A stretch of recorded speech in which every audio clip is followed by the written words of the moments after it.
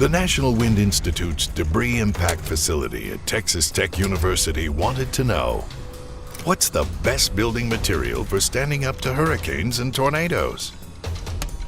Wood? Or concrete?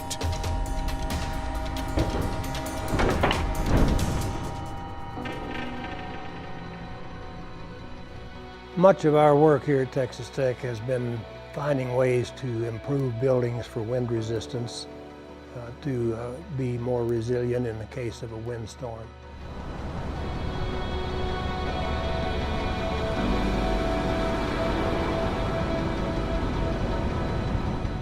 This is our debris impact cannon, and we shoot the 2x4s at 100 miles an hour. Simulates a 250 mile an hour wind, what a 15-pound 2x4 would fly in it.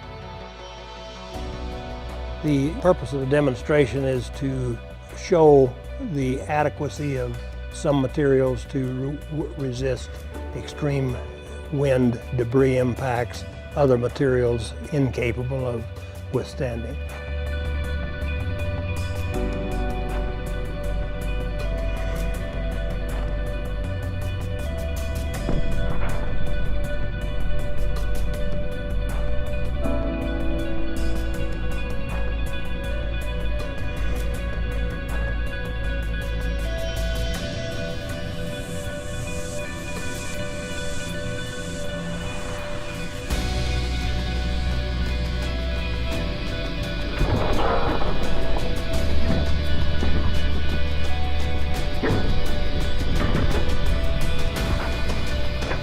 We didn't know what to expect. We didn't know whether the concrete would crack up or not, but with a 100 mile an hour, 15-pound 2x4 test that basically didn't even make a dent.